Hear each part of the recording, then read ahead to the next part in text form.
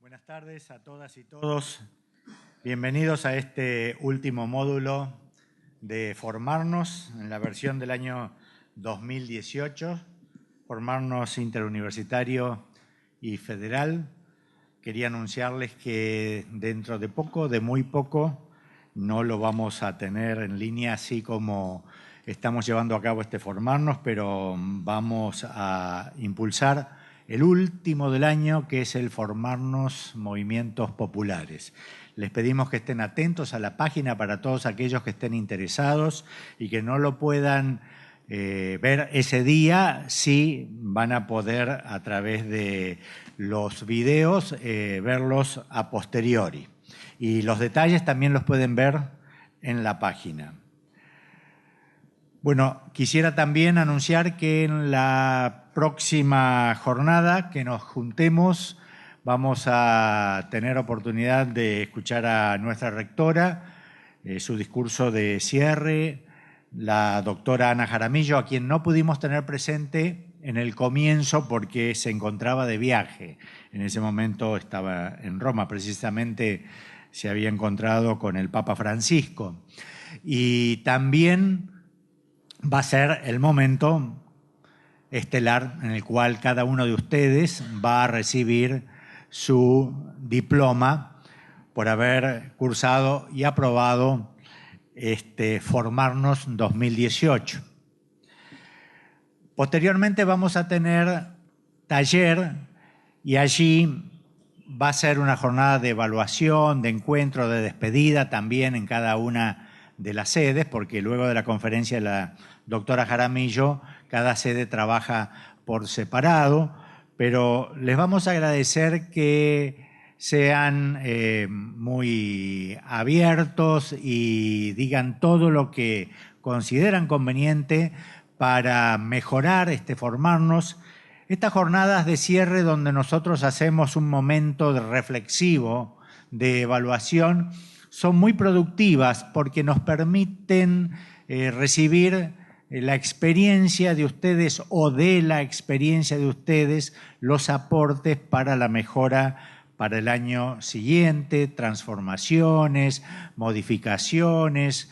Siempre nos hemos enriquecido mucho con esta jornada, de manera que esperamos mucho de ustedes. Vayan pensándolo en esta semana, si es posible, tomen notas, así lo podemos trabajar de la manera más ordenada posible. También va a ser ocasión propicia para que en esta y en cada una de las otras 17 sedes se presenten algunos casos especiales que puedan ser considerados como íconos o como modelos, digamos, para el aprendizaje en esta última instancia, este último día de encuentro. En las jornadas finales hemos acostumbrado a hacer las presentaciones de los casos que ustedes los conocen a todos. En realidad, ningún caso que haya sido trabajado lo desconocen, excepto entre sede y sede, y por eso estamos reuniendo la información de todas para que después quede plasmada en la página. Pero en cada sede los conocen, no obstante eso, sería bueno que por elección de ustedes mismos, todos los dirigentes, con sus tutores, con sus coordinadores, promuevan o propongan que sea alguno de los casos como para hacer una especie de puesta al día, de repaso, de consideraciones, de reflexiones también sobre la práctica. Esto es, no solamente reflexionar sobre lo que fue el ejercicio de este programa Formarnos en los distintos módulos que tuvimos, repasando uno por uno, si es posible, sino también tomar un caso y ver cómo aplicamos en ese caso los conocimientos y las habilidades adquiridas en el programa Formarnos. Respecto de la clase anterior, que fue muy importante, la clase sobre liderazgo, y esta, lo mismo que la de formulación y gestión de proyectos, son clases de conocimiento aplicado, para nosotros esenciales, ¿no? Lamentablemente, por los problemas de orden público que todos conocieron, estamos precisamente en defensa de la educación, en defensa del país, diría yo, ¿no? En contra de los ajustes, y esto significó una marcha por la defensa de nuestro presupuesto en oposición al presupuesto acordado con el Fondo Monetario Internacional. La gente delibera, se manifiesta, expresa su opinión en la calle, y en este sentido todos nuestros docentes y estudiantes en este lugar y en otros lados hicieron lo propio, de modo que consideramos que era imposible, además fue un día de paro acá, al cual respetamos, llevar a cabo la actividad, y preferimos que se hiciera online. Tenemos un excelente video de la profesora que fue pasado, pero eso fue parte de la actividad. La otra parte va a ser completada hoy en el taller. Ustedes con los talleristas, con los tutores y coordinadores, van a hacer algún ejercicio, un ejercicio concretamente, que los va a referir a aquel video, aquella clase, y van a intentar reflexionar sobre la aplicación práctica del mismo. Hoy tenemos comunicación popular, alternativa y comunitaria, nada más ni nada menos. Todos sabemos que hablar de comunicación es hablar de poder. Todos sabemos que se pretende monopolizar la comunicación como camino para restar o quitar poder a los sectores populares. Bueno, eso forma parte de las reglas del juego. No nos gusta, pero entendemos que existen herramientas también para contrapesar esta situación. En primer lugar, saber develar los mitos, saber develar los eslogans, saber develar aquellos mensajes fáciles que por tan fáciles resultan mentirosos. Concretamente, sabemos cuando decimos develar es que se oculta la realidad, y que para esto es necesario hacer un buen análisis, pensar reflexivamente, imaginar dónde está lo que se quiere decir entre líneas, qué es lo que está escondido, qué hay más allá del mensaje inmediato. En segundo lugar, que muchas veces estos mensajes inmediatos están dirigidos a las reacciones más elementales, por no decir animalescas, del ser humano. Somos animales políticos, somos animales racionales, por supuesto, y tenemos esa composición elemental. Y muchas veces estos mensajes que se han utilizado tantos años en el marketing, en la actividad de mercado, las empresas desde hace añares, hace relativamente menos tiempo se vienen aplicando a la política. Es dirigir mensajes precisamente a aquellos aspectos subjetivos más elementales que instigan, las reacciones también más elementales que tienen que ver con el miedo, con el deseo inmediato, que tiene que ver con lo que es efímero y que se olvida inclusive a los 20 minutos, pero que queda en el subconsciente de las personas. De manera que entonces conocer eso también es importante. Luego, elaborar el propio texto, es decir, el argumento. Primero, para entendernos entre los que estamos laburando juntos en un proyecto. Es importante poder ser claro, preciso, tener una buena comunicación entre nosotros, porque es la materia prima del diálogo, pero también es la materia prima para defenderse o para contraponer argumentos frente al adversario. Y hemos dicho que la política necesariamente tiene amigos y adversarios, y por lo tanto entonces tenemos que saber comunicar con unos y debemos saber comunicar con otros. Elaborar entonces el texto y luego también tener las herramientas para una buena, rápida y efectiva transmisión. No solamente el libro, no solamente el papel y el lápiz, sino no solamente lo que se puede hacer a través de una radio o una televisión comunitaria, sino que hoy día tenemos este proceso rápido, rapidísimo de las redes, donde se trabaja intensamente y es necesario también que los sectores populares, las organizaciones populares puedan hacer lo suyo y trabajar por estos medios. Esto vamos a ver hoy y muchas cosas más. Para lo cual, bueno, voy a presentar dos excelentes profesores que nos acompañan, el doctor Fernando Buenabad Domínguez y el señor y el magíster, Sergio Arría Bohórquez, ¿no? Fernando Buenabad es mexicano de nacimiento, especialista en filosofía de la imagen, filosofía de la comunicación, crítica de la cultura, estética y semiótica. Es director de cine egresado de la New York University, licenciado en Ciencias de la Comunicación, máster en Filosofía Política y doctor en Filosofía. Miembro del Consejo Consultivo de Telesur, miembro de la Asociación Mundial de Estudios Semióticos, del Movimiento Internacional de Documentalistas, de la Red de Intelectuales y Artistas en Defensa de la Humanidad, rector fundador de la Universidad de la Filosofía. Ha impartido cursos de posgrado y conferencias en varias universidades latinoamericanas. Ha obtenido distinciones diversas por su labor intelectual, entre ellos el Premio Nacional de Periodismo Simón Bolívar, que otorga el Estado venezolano. Actualmente es director del Centro Universitario para la Información y la Comunicación Sean McBride y del Instituto de Cultura y Comunicación de la Universidad Nacional de Lanús. El magíster Sergio Arría Bohórquez es venezolano, documentalista y productor audiovisual con estudios de pregrado y posgrado en etnología y antropología visual en la Universidad de París 7.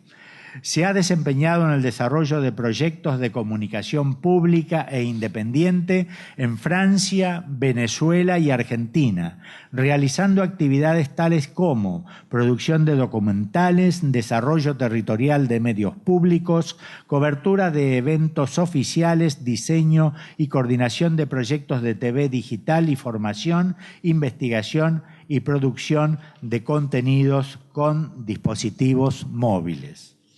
Dos currículum sumamente robustos, vaya qué currículum. Yo les agradezco estar con nosotros acá y brindar sus aportes al programa Formamos. Los dejo. Gracias.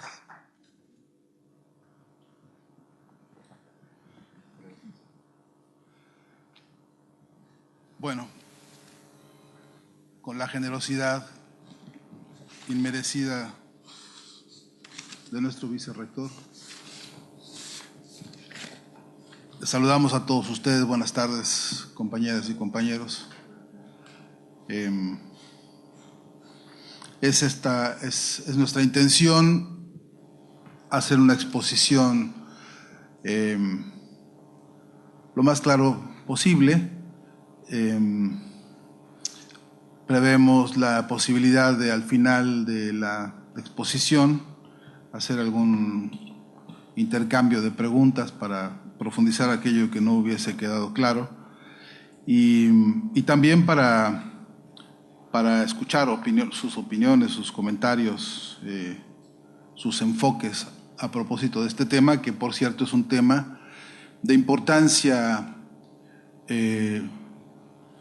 prioritaria a nivel global y a nivel de América Latina, porque parecería que una de nuestras más grandes debilidades en materia política y organizativa, en casi todos los frentes populares de todo orden, parecería que la comunicación se ha convertido en eso, en una debilidad grande, a través de lo cual hemos sido de diversas maneras víctimas incluso de experimentos de guerra psicológica, como se le llama hoy a este tema. Hemos caído Sí, hemos caído, espero que se escuche mejor ahí, ¿sí? Hemos caído en algunas emboscadas que se nos han tendido a nivel global. Por ejemplo, un día nos dijeron que había armas de destrucción masiva en Irak y se hizo una campaña mundial diciendo eso. Se desplegaron todos los medios que controla, por ejemplo, Estados Unidos.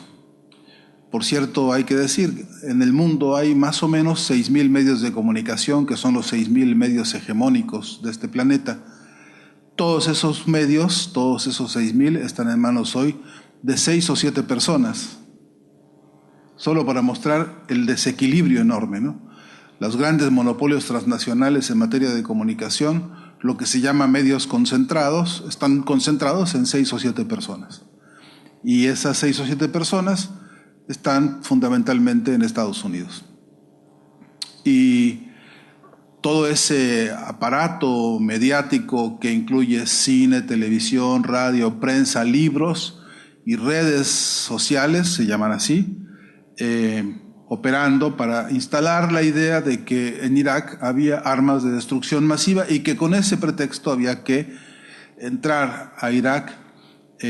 Dijeron ellos, será una operación quirúrgica. Recuerdo muy bien las explicaciones del entonces secretario de Estado norteamericano, que miren ustedes las paradojas, ¿no? El anuncio oficial se hizo en las Naciones Unidas, en el horario, lo que ellos llaman el prime time, o sea, la hora en que la gente a las 8 de la noche está sentada, quizás cenando o mirando la televisión, etcétera. Es la hora en que más caro es el tiempo de medios de comunicación en general. A esa hora, dijo, iba a lanzar la noticia en el edificio mismo de las Naciones Unidas. Y resulta que segundos antes de lanzar la información, estaba todo listo, las cámaras, los micrófonos, los maquillajes, las corbatas alineadas, todo perfecto para entrar al aire a la hora exacta. Y uno de los asesores del secretario de Estado gritó, paren todo, como en las películas, ¿no?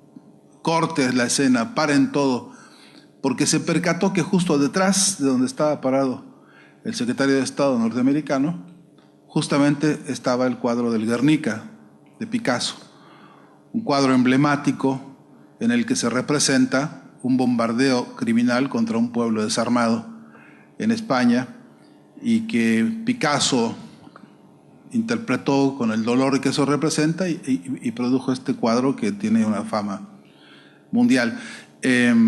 Justo detrás del secretario de Estado estaba el Guernica de Picasso, y entonces lo que hicieron fue justo lo que acaba de explicar nuestro vicerrector. Lo que hicieron fue taparlo. Taparon el Guernica. Fueron a traer un mantel de esos de la ONU, de alguna mesa se lo habrán robado, y llegaron a tapar el Guernica, lo cual es doblemente interesante porque habla de la moral de esta gente, habla de la técnica del ocultamiento como una cosa que tienen ellos ya tan asimilada, tan naturalmente. Así resuelven casi todo. Bueno, esta tarde vamos a tratar de mirar de cerca qué problemática representa para la humanidad esto hoy y qué podemos hacer nosotros desde nuestros respectivos lugares de trabajo, de lucha, de formación. ¿Qué podemos hacer frente a esto que parecen monstruos intocables e invencibles? Y por cierto, no son ni tan intocables ni tan invencibles, ¿no? Están fisurados por todos lados y hay muchas cosas por hacer. Aquí habrá algunas ideas a consideración de todos ustedes para razonarlos. Comenzamos haciendo algunas advertencias metodológicas e iré rápidamente recorriendo el temario que propusimos. Y voy a ir directamente a un tema que me importa mucho porque para ir mostrando cómo se pueden hacer cosas y que ya se han echado a andar y sobre las cuales nosotros caminamos porque tenemos esa herencia y la recuperamos, especialmente en la Universidad de Lanús, donde por instancias del Consejo Superior y de la rectora Ana Jaramillo se ha creado el Centro McBride, que es un centro de estudios para los problemas de comunicación y de cultura también, y donde nosotros recogemos un documento oficial de las Naciones Unidas que se llama así, se llama Informe McBride. Se llama así este informe porque en el año 80 la Organización de las Naciones Unidas publicó el primer informe mundial sobre los problemas de la comunicación. La ONU dijo en aquel entonces, a instancias de previas reuniones que se habían venido haciendo por los países no alineados, que hacía falta tener un estudio minucioso, científico, invitando a los expertos de todo el planeta para analizar qué estaba pasando con los medios de comunicación en los años 70 para poder tener un informe que se publicaría, como les decía, en el año 1980. Entonces invitaron a personalidades, repito, de todo el planeta a reunirse en torno a esta investigación mundial, y el director del proyecto se llamó Shane McBride, un hombre, un viejo militante, luchador por los derechos humanos irlandés, que por sus luchas históricas había ganado el Premio Nobel de la Paz, se lo habían entregado por eso. También para ver la envergadura del reconocimiento moral de este hombre, le habían entregado en la Rusia de aquellos tiempos el Premio Lenin de la Paz, de modo que en su personalidad concitaba, digamos, el reconocimiento de los bandos que por entonces se llamaban representantes de la llamada Guerra Fría, ¿no? Todavía hacia esos años existía eso. Entonces, en McBride se encarga de coordinar, Shane McBride se encarga de coordinar este informe que se presenta, repito, en las Naciones Unidas y se aprueba. Y esto es bien llamativo porque para entonces un informe que planteaba todos los problemas de comunicación que el mundo estaba viviendo en aquellos días y que se sometiera a consideración de los distintos miembros de las Naciones Unidas y que fuese aprobado por todos, por unanimidad, y que se ordenara darlo a conocer al planeta entero por la envergadura del problema, ya es de suyo interesante, y es de suyo interesante saber por qué no lo conocemos más de lo que deberíamos conocer nosotros ese informe. Y una de las razones es porque el entonces presidente de Estados Unidos, Ronald Reagan, ordenó congelar el informe. Entonces, la primera decisión política frente a la publicación del informe fue el ocultamiento. Qué coincidencia, ¿no? Que hablemos de este tema así crudo como es, pero hay que pensarlo y analizarlo. El informe, a contraparte del ocultamiento, lo que hacía era evidenciar los problemas que se estaban dando. Y se señaló un problema que yo les pido a ustedes que lo tomen en cuenta y que lo anoten, porque por eso vamos a hablar algunas cosas en los siguientes minutos. Dice el informe, entre otras cosas, que ese proceso de concentración que ya en el año 80 se veía, constituía una amenaza contra las democracias. Que la concentración monopólica de los medios de comunicación empezaba a limitar la diversidad de las voces, y que entonces lo que estaba ocurriendo era un sistema de silenciamiento de los pueblos porque ya no tenían acceso a las herramientas de la comunicación, especialmente las herramientas llamadas masivas, y que conforme se iba acelerando la concentración monopólica, quedaban excluidos incluso de su propio territorio aquellas personas que no podían tener acceso a los medios de comunicación y por lo tanto estaban perdiendo derechos, porque la comunicación es un derecho humano fundamental. Esta, digamos, problemática ya es una advertencia en la cual es importante reflexionar, porque lo que pasaba en el año 80, que ya era grave, comparado con lo que pasa hoy, no sé si decirlo, pero bueno, ustedes ya sacarán sus propias cuentas. Hoy empeoró radicalmente. Hoy la situación es más grave, al punto que efectivamente la exclusión de amplísimos sectores se ha ido acelerando al punto en que hoy son 6 los dueños, al punto en que hoy tenemos ya, propiamente dicho, el imperio de una sola voz, operando a nivel mundial con 2 cualidades distintas a lo que pasaba en el año 80. Hoy, el tránsito de los discursos hegemónicos reina en términos de velocidad y en términos de ubicuidad. Eso quiere decir que en este mismo momento pueden estar lanzando ellos una noticia que ya está acomodada en todo el mundo, que ya encontró ubicación en todo el planeta a través de las distintas cadenas de transmisiones y que además viaja así, en segundos. Lo cual es expresión del gran poderío que ellos tienen, velocidad y ubicuidad. Pueden entrar a los lugares más inimaginados que uno pueda suponer hoy en segundos. Por ejemplo, a las habitaciones de nuestras casas, donde algunos tengamos un televisor y en la mañana, tarde y noche estemos consumiendo los noticieros que ellos fabrican, las noticias que ellos mandan a través de sus cadenas internacionales de información. Por ejemplo, Reuters, que esta mañana está diciendo cosas que están pasando en Estados Unidos y ya pasan a ser la agenda política, por ejemplo, de la tarde de los noticieros en Argentina, por ejemplo. Por decir un ejemplo. De modo que el informe MacBride ya había anunciado que estábamos en una situación compleja que se fue agudizando y que fue empeorando.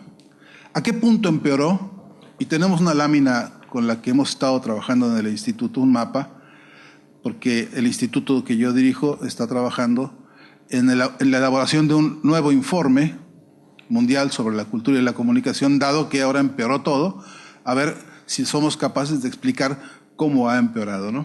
Este mapa que tenemos tiene una pregunta que encabeza el esquema general, que es: ¿y si es tan grave como está la cosa hoy? ¿Podemos suponer que hay una situación de guerra mediática a nivel regional, a nivel planetario?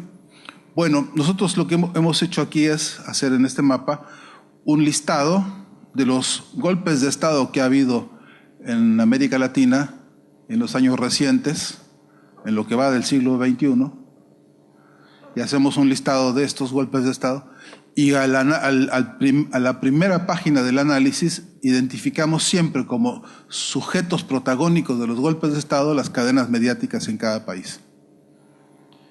Porque, entre otras cosas, son cadenas mediáticas que están fuertemente imbricadas con otras 2 importantes actividades económicas en cada uno de los países. Son estructuras monopólicas que se asocian, por ejemplo, con las estructuras del comercio de armas o con las estructuras de los sistemas bancarios o sistemas financieros de cada país. El ejemplo, digamos, más claro que hemos visto nosotros en esos términos es el caso de Ecuador, donde a la asunción del presidente Correa, que ordenó una auditoría de la deuda externa del Ecuador, inmediatamente los 8 dueños de los medios de comunicación operaron como puntalanza de un proyecto golpista contra el presidente Correa, que todos recordaremos el episodio amargo que fue ver a un presidente refugiándose en un hospital para salvar la vida porque estaba operándose, digamos, un golpe de Estado, con todos los medios de comunicación operando en su contra y además desinformando al mundo, ¿no? Menos mal que las redes sociales empezaron a trabajar como trabajan y entonces a nivel popular se dio una respuesta inmediata. Algunos dicen que fue una respuesta espontánea, pero visto bien y con calma, de espontáneo nada tiene aquello que es ese instinto de alerta que tienen los pueblos para solidarizar y apoyarse y ayudarse en momentos de dificultad. Y eso fue lo que produjo, entre otras cosas, una movilización mediática popular desde las bases contra ese golpe de Estado. En este mapa que hemos elaborado, lo que presentamos es justamente cuáles han sido los escenarios de golpe de Estado y cómo se han ido caracterizando, con qué medios de comunicación. Al punto tal está la situación hoy. El mapa no está actualizado todavía con los resultados de Brasil, el mapa no está actualizado todavía, con algunos otros episodios que se han venido verificando, por ejemplo, en las elecciones del 1 de julio en México, donde el triunfo de Andrés Manuel López Obrador ha podido remontar la ofensiva, por ejemplo, del Grupo Televisa de México, que es un monstruo 80 veces más grande que el Grupo Clarín, para ponerle una proporción, ¿no? Pero que siguen operando hoy, porque Andrés Manuel López Obrador, que ganó el 1 de julio las elecciones, todavía no toma posesión como presidente. Eso ocurrirá recién el próximo 1 de diciembre, pero en estos meses de espera larguísima le han tundido, pero como no se había visto mucho tiempo, inventando todas las canalladas que uno pueda ver. No tenemos todavía actualizado los episodios recientes que han venido pasando en la Argentina, por ejemplo, con una operación mediática y ahora también judicial y ahora también de la participación de algunos sectores de ciertas iglesias contra la figura de la expresidenta argentina, que no parece existir un antecedente de una ofensiva mediática, salvo el caso de Juan Domingo Perón, cuando en un momento hubo una ofensiva muy fuerte mediática, pero hoy por hoy, en términos de la multiplicación y la multiplicidad de medios, no tendría comparación, ¿no? el fenómeno.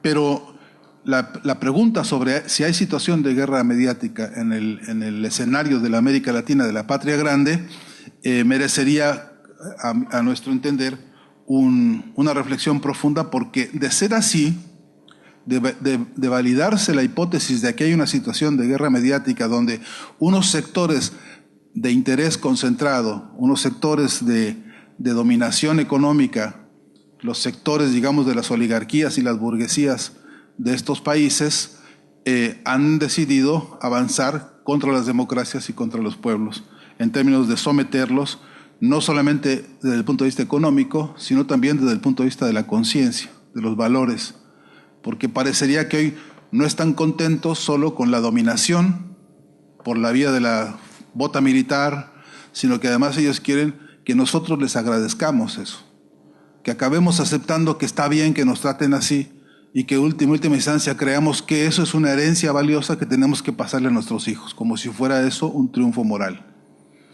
Y en eso se fabrica lo que algunos autores dicen ahora mismo, el mayor y mejor producto del capitalismo, que es un esclavo con mentalidad de amo, ¿no?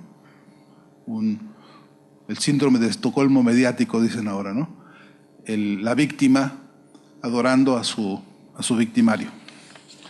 Antes de tener verosimilitud, de ser creíble y posible la comprensión de este escenario llamado de guerra mediática, valdría la pena preguntarse, y esta es la siguiente placa que hemos elaborado, ¿cuál es el rol del Estado, de los estados, frente a esta situación?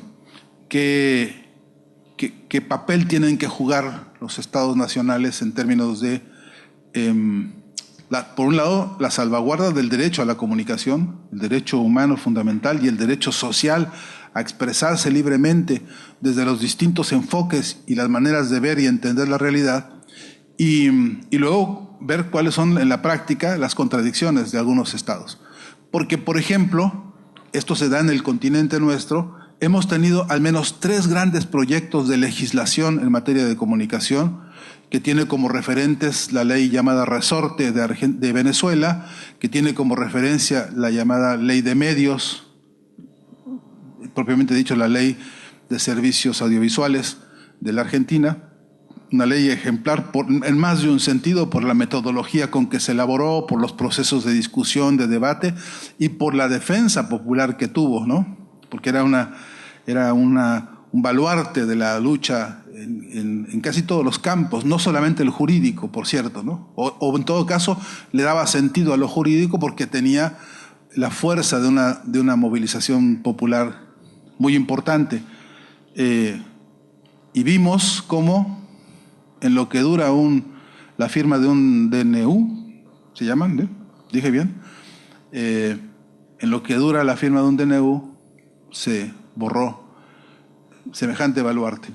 Pero lo mismo pasa en Ecuador, donde la ley de comunicación de Ecuador, que es una ley más amplia que la de Argentina en el sentido de que esta era una ley de servicios audiovisuales y allá abarcaba todos los medios, incluidos los medios de las redes sociales, se plantea también un gran avance desde el punto de vista del rol del Estado como una instancia de convocatoria para la organización popular de las bases, donde se desarrollasen talleres de formación crítica frente a los productos televisivos, por ejemplo, ¿no? Entonces hubo talleres fantásticos, se los cuento de viva voz porque tuve oportunidad de trabajar en Ecuador con el presidente Correa y con el Instituto de Altos Estudios Nacionales, donde se hicieron algunos talleres de análisis, por ejemplo, del Chavo del Ocho.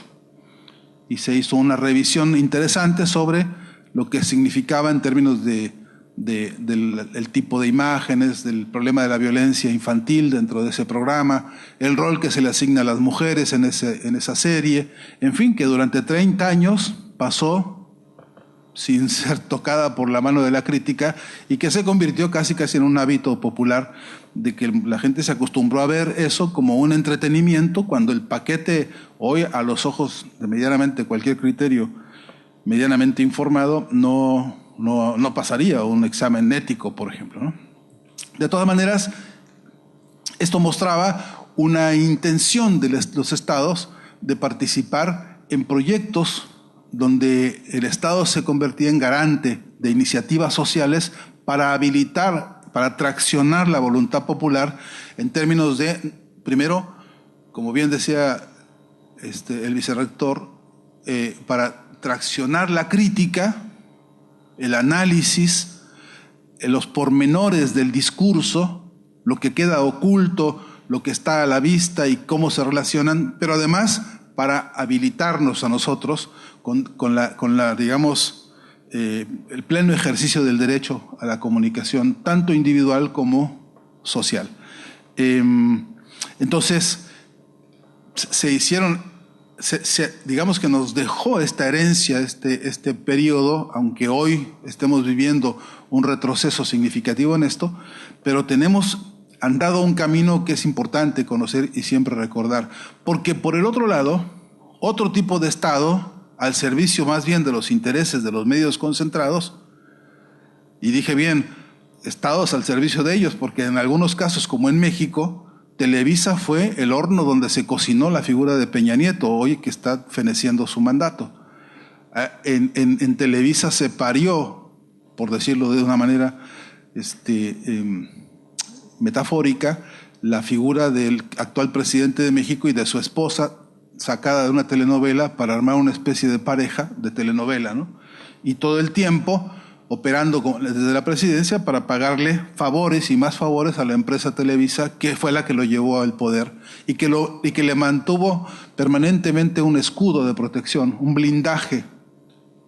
A ustedes les debe sonar más o menos conocido eso, porque es lo que está pasando también en la Argentina hoy por hoy. El blindaje mediático que permite todo tipo de impunidades e impudicias, ¿no?, de algunos representantes de la política. Y también Peña Nieto, con ese grupo Televisa, impulsó una ley de medios. Fíjense ustedes la diferencia. Mientras por un lado el Estado tiene que ser garante del derecho individual y colectivo a la comunicación, la ley que se estaba impulsando en México decía: el Estado no tiene por qué meterse en los temas de las empresas privadas. Así, decían ellos, la mejor ley de medios es la que no existe. Casi rayando en cierto cinismo, si se me permite la metáfora. Es un tema para trabajar, no hay demasiado tiempo ahora, pero hoy, por ejemplo, en Argentina se ha abierto una iniciativa muy interesante de la mano de algunos de los jurisconsultos más importantes de este país, el doctor Zaffaroni, Barcesat, Cholvis y algunos más, que todos son profesores en esta universidad, donde se impulsa hoy el debate hacia una nueva constitución política. Ni siquiera una reforma constitucional. Ellos hablan de una nueva constitución con otro cuerpo, digamos, de estructura de poderes, etcétera. Y ahí el tema de la comunicación está jugando un papel central como es este tema hoy por hoy para nuestro tiempo, ¿no?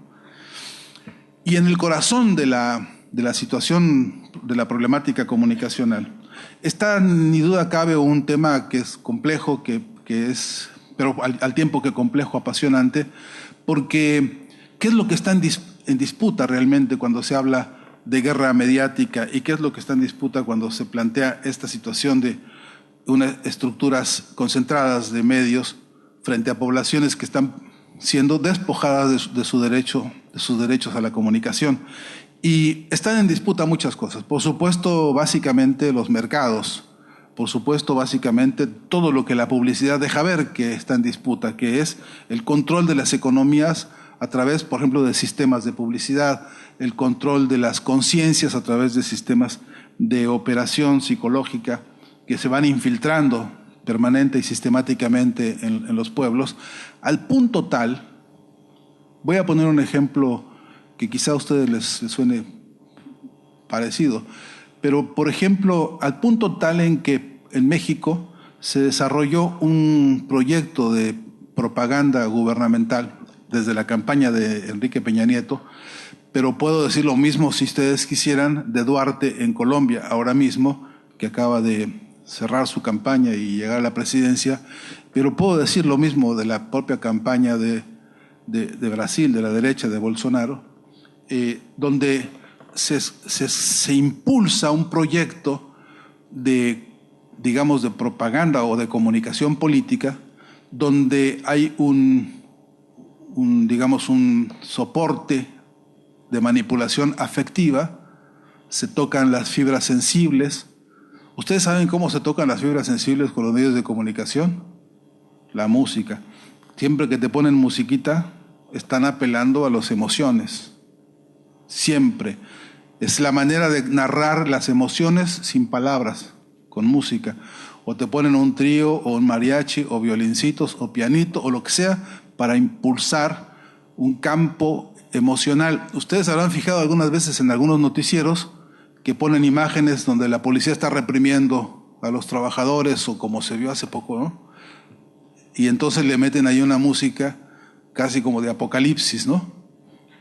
Uno diría, digo, sensatamente uno podría preguntarse, ¿por qué le tienen que poner música a una noticia o a un informe como esos? ¿Por qué? La respuesta es porque la música trabaja en el campo emocional que propicia una asimilación distinta de la información que se está viendo. Sobre esta autopista de las emociones, lo que han hecho es fabricar un sistema planificado, meditado, calculado, evaluado de mentiras. Mentiras perfectamente planificadas. Peña Nieto dijo, vamos hacia la pobreza cero.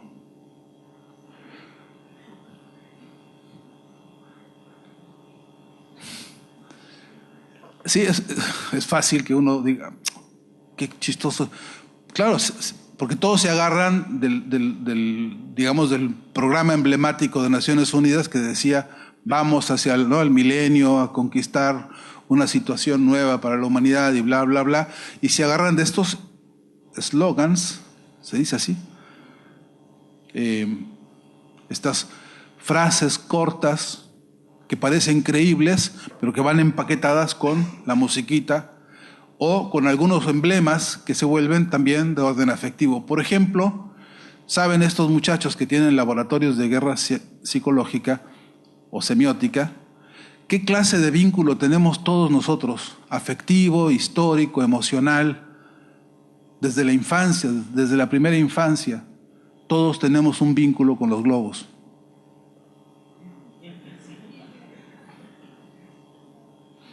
¿Se acordarán ustedes, no? Los que, aunque los no peinen canas como yo, alguna vez les habrá tocado una fiestita con globos, ¿no? Una piñata, no hay piñatas acá, con globos.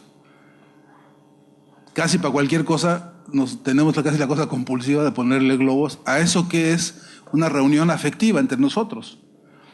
Y no es ninguna casualidad que tanto el gobierno de Duque como el gobierno de Bolsonaro, que como el gobierno y como el proyecto político en Argentina hayan recurrido a los globos, cada cual le puso su color. Y este vínculo llamado semiótico, es decir, de construcción de significados fabricados por ellos pero asociados a nuestra experiencia emocional, produce resultados que ellos estudian en laboratorios que se llaman de guerra psicológica. Hay 5 grandes laboratorios en el mundo. 3 de ellos están en Estados Unidos, 1 o 2 de ellos en Miami. En Miami está JJ Randon, así se llama el tipo que manipula el proyecto de estrategias de propaganda para la derecha en América Latina, y de ahí sale, de ese riñón, un bicho raro que se apellida Durán Barba, que es ecuatoriano y que anda circulando por todo el continente fabricando derrotas todo el tiempo, incluso para ellos.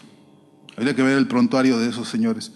Pero esos señores estudian estas cosas y contratan investigadores y meten mucha plata para encontrar una fibra de estas. Una fibra de estas para ellos significa grandes valores.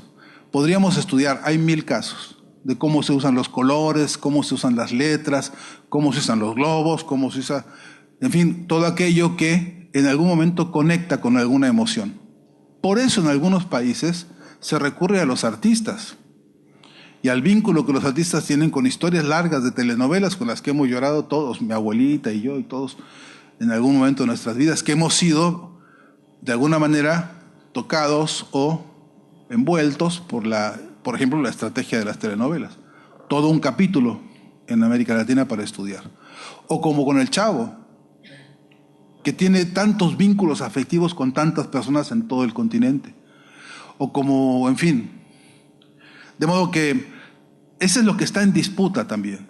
Además de los mercados, además de querer controlar la economía de los pueblos, además de querer quedarse con las riquezas naturales de los pueblos y con la mano de obra barata, además quieren la conciencia como ese campo que hay que entrar a dominar para que el esclavo termine además aplaudiéndonos, dándonos rating.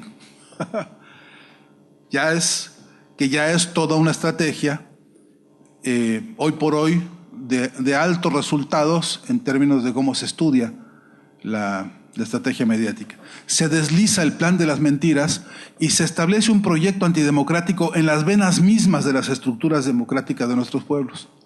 Entonces se dice que el voto legitima a aquellos que son lo más antidemocrático que existe. Y entonces se hace lo posible para que a través de la llamada democracia, que ellos entienden como tal, entonces se legitima un sistema de votación que produce inconsciencia, que produce zonas de ceguera, y ahí tienes votando a una población negra justamente por un tipo que odia a todos los negros. Acabamos de ver Brasil como un gran laboratorio interesantísimo para hacer un estudio sobre esto, ¿no?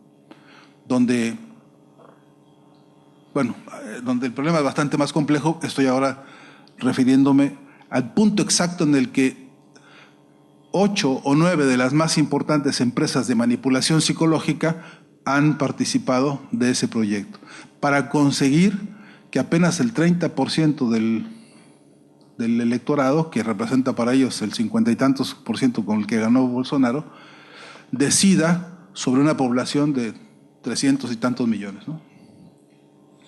Es decir, el futuro de niños y de mujeres y de hombres, que el 20% de ese padrón ni siquiera se acercó a votar. Tengo que acelerar, me parece, ¿no?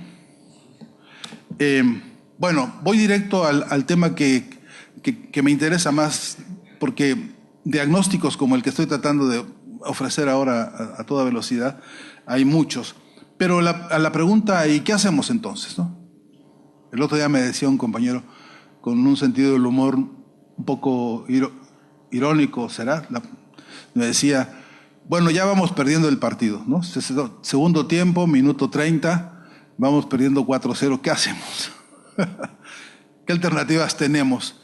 Y decíamos, bueno, vamos a dar nuestro mejor esfuerzo, así vayamos a jugar 5 minutos, porque esta es la hora en que uno ha de hacer varios planteamientos sobre ¿y qué hacemos entonces ante una situación en la que el proceso de aceleración monopólica hoy es una amenaza para nuestras democracias, el proceso en el que además hay grandes avances en términos de manipulación psicológica, y luego además de que nosotros seguimos viendo la necesidad de construir estrategias y alternativas de comunicación emancipadoras, que nos permitan abrir la puerta y expresarnos como queremos, como necesitamos. Y a ese respecto, nosotros hemos estado trabajando con el Instituto algunas ideas que creemos que son fundamentales. La primera es enterarnos de que existe y que ha existido siempre un esfuerzo y un músculo de comunicación popular que ha sido exitoso, que tenemos en un mapa que hicimos como para poner la otra cara de la moneda. Existe una semiótica para la emancipación, existe un conjunto de vocaciones y de actitudes y de técnicas y de políticas que han creado experiencias comunicacionales exitosas en todo el continente. Por ejemplo, en México, la Revolución Mexicana tuvo como un baluarte comunicacional del pueblo mexicano durante las propias acciones revolucionarias la invención de las canciones llamadas corridos.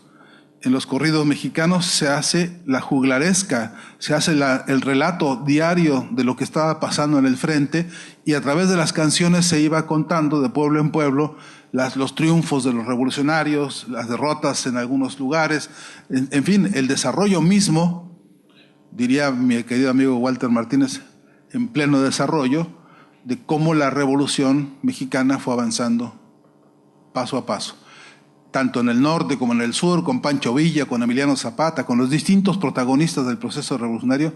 Estaba alimentada la estrategia informativa, entre otras cosas, con canciones. Pero al mismo tiempo nació la gráfica popular, que también aprendió a hacer dibujos, caricaturas, en un pueblo históricamente heredero de dibujantes y pintores, como fue el pueblo azteca, llamados tlacuilos, y toda esa herencia se actualizó en el proceso de la Revolución, y de ahí surgieron las simientes que más tarde conformarían lo que hoy conocemos como el muralismo mexicano, con Diego Rivera, Siqueiros, Orozco, donde se construyó, terminó expresándose un proyecto de arte público que dijo: nunca más el arte encerrado en una pared, en una casa, dejemos que los murales relaten la historia del pueblo mexicano, y que entonces la ciudad misma sea un gran libro abierto para que el pueblo se mire a sí mismo como protagonista de su lucha, ¿no? Interesante idea. Pero así vimos y escuchamos, por ejemplo, años después en Nicaragua, en la Revolución Sandinista, escuchamos el poderío de la canción contando la historia de la Revolución Sandinista. ¿Y qué decimos de Cuba, no? Del gran poderío de la música, de la pintura, de la plástica, de la literatura cubana, que se volvió también un gran proyecto comunicacional del propio movimiento revolucionario. Y así podríamos hacer un recorrido por todo el continente. Habría que parar necesariamente en Argentina para ver el rol tan importante que cumplió el movimiento documentalista argentino y la herramienta que le ofreció a América Latina y al mundo la obra de personajes como el propio Pino Solanas, ¿no? A veces se lo digo, yo lo conozco a él y se lo digo hasta de broma, le digo: cuando eras un revolucionario, la hora de los hornos, ¿no? Y Getino y Vallejo y toda la experiencia, repito, de todos estos baluartes del cine documental que le regalaron a la América Latina una manera de expresar audiovisualmente procesos revolucionarios. Bueno, en esta lámina que ustedes tienen ahí hacemos también un listado de distintos momentos y movimientos de comunicación emancipadora que creo que es indispensable. Un día conseguiremos un presupuesto para poder hacer por primera vez la historia de las grandes revoluciones emancipadoras en materia de comunicación, para que podamos ver que sí se ha podido, que sí ha existido, y que además tenemos una herencia que hay que conocer.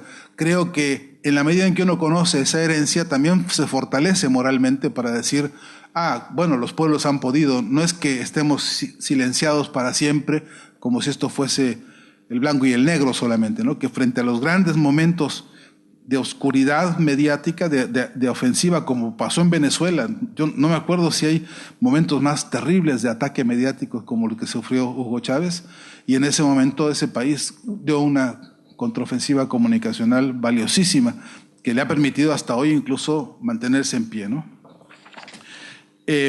Tenemos que trabajar mucho en términos de qué hacer a propósito de legitimarnos hacia una propuesta de comunicación que recupere hoy por hoy la cultura y la comunicación como baluartes que podamos discutir nosotros con nuevas leyes. En este país se produjo una ley de cultura, por ejemplo, que la propia Teresa Parodi entregó a la Asamblea Nacional y que se quedó también ahí suspendida esperando que llegue el momento. Y yo creo que es la hora de unirlas, la ley de medios y la ley de cultura, y hacer una propuesta nueva que permita avanzar sobre las tareas jurídico-políticas en materia de comunicación. Voy cerrando. Enfrentarnos hoy por hoy a los diagnósticos crudos y duros, a ser capaces de analizar las herencias que hemos tenido, analizar las estrategias que hay que cumplir en materia de legitimación del derecho social a la comunicación, pero también el diagnóstico que es imperativo sobre la cantidad de cosas que hoy padecemos. Quiero decir una y solamente una para reflexionarlo. Nosotros tenemos un problema de dependencia tecnológica gravísima en la región en materia de comunicación, porque no fabricamos ni un solo tornillo de las herramientas que usamos. Somos consumidores compulsivos de tecnología para la comunicación, que por cierto tiene fecha de caducidad muy pronto. Las cámaras, los micrófonos, los equipos que compramos tienen una duración ya premeditada para que a los 6, 7 u 8 meses esos equipos primero sea dificilísimo arreglarlos, y cuando se pueden arreglar resulta ser más caro arreglarlos que comprarse uno nuevo, y entonces tenemos un problema de vicio, de dependencia y de transferencia, y creo que va siendo hora de que un día se revise el monto total que ejercemos en cada uno de los países en materia de comunicación y se haga un ejercicio de razonamiento crítico sobre esta dependencia y sepamos por qué no hemos podido desarrollar nuestro propio, digamos, músculo tecnológico al respecto, ¿no?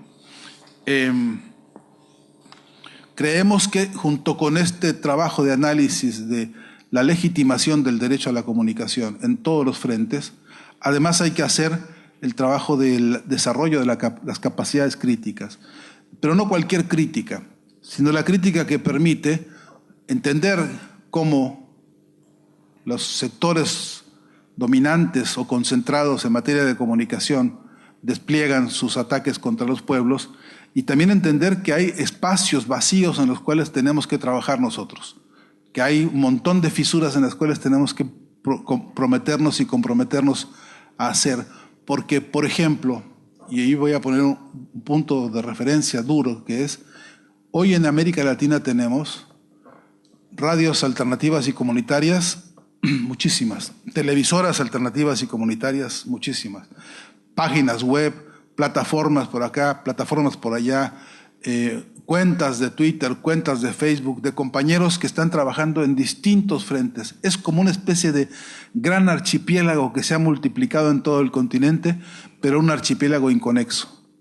No logramos hacer puentes entre nosotros y no logramos todavía crear esa masa de voluntades comunicacionales nuevas para poder expresarnos en conjunto y ayudarnos en conjunto con un plan político regional en materia de comunicación, que ponga orden y en orden las urgencias. Y ahí creemos, por nuestro diagnóstico del instituto, que una de las primeras grandes urgencias que hay es construir la agenda nosotros. No depender de la agenda de ellos para hablar los temas que ellos nos imponen, sino trabajar la agenda nuestra. Y la agenda nuestra no es otra más que las luchas de nuestros pueblos, que tiene que estar por encima de cualquier iniciativa de lo que pase, no sentarnos ante un micrófono de una radio alternativa y comunitaria a leer el periódico de ellos y comentar los partidos de fútbol de ellos, que está bien comentarlos, no digo que no se haga, pero que la prioridad es hablar de las luchas de los compañeros en las fábricas recuperadas o en los frentes de lucha de las personas que hoy están siendo despedidas de sus empleos o en los frentes incluso de lucha científica, donde hoy se pelea para crear paradigmas nuevos de investigación científica, o en el mundo del arte, donde hoy se discute la nueva construcción de los proyectos artísticos y estéticos. Hay luchas por todos lados y esas deberían ser la agenda nueva nuestra, con la cual modeláramos las estrategias de comunicación de todos los frentes. Pero también hay luchas que son continentales. Imagínense lo que hubiese sido las horas recientes en Brasil si hubiéramos logrado que ese archipiélago enorme de medios de comunicación de todo el continente unido construyera un gran clamor continental para acompañar al pueblo de Brasil. Probablemente un sector de esos sectores que se mantienen aislados, probablemente un sector hubiera sido posible alcanzarlo o tocarlo. Tenemos la barrera del idioma, pero hoy tenemos incluso estrategias para traducir y para hacer cosas incluso tecnológicas como antes no tuvimos, pero necesitamos hacerlo coordinadamente. Necesitamos lograr el acuerdo político regional que nos ayude a poner en agenda los que son los grandes temas regionales, por ejemplo, el debate, el estudio y la lucha contra el neocolonialismo y contra el nazifascismo que estamos viendo empieza a sembrar semillas por todos lados. Son temas que hoy por hoy nos urgen a nosotros porque son los temas que nos identifican en la lucha de todos, para unirnos todos con todos. Este es el gran tema, y con esto termino, el gran tema que me parece en materia de comunicación no hemos logrado saldar, que es la tarea de la unidad. No cualquier unidad. Unidad no significa uniformidad. La necesidad de la diversidad unida en proyectos comunes. Urge que nuestra agenda se llene de las voces de los pueblos originarios.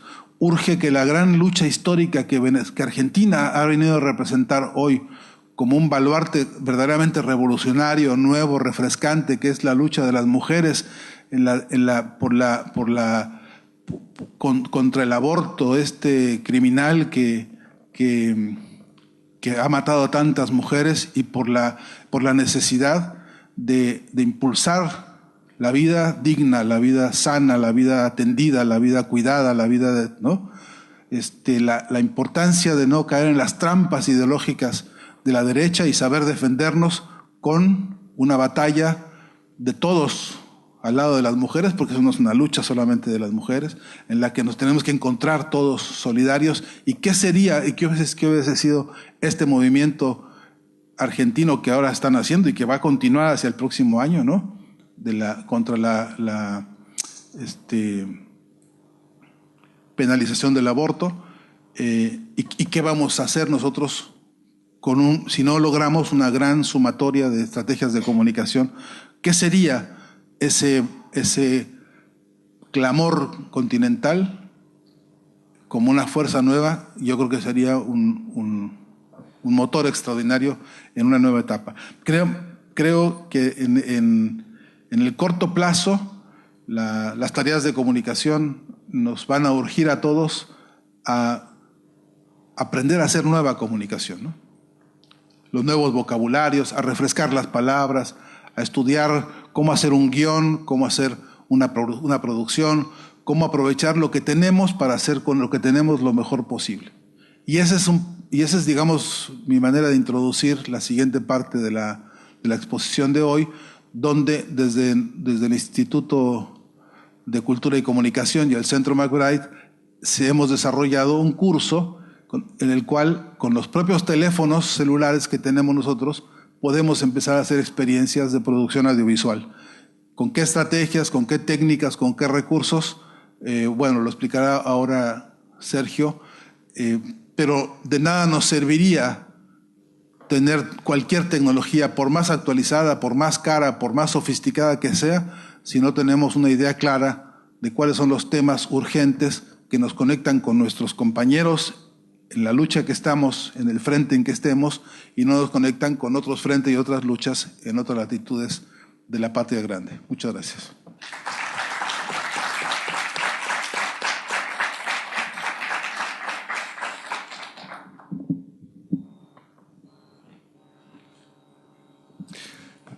Buenas tardes a todas y a todos y a todes.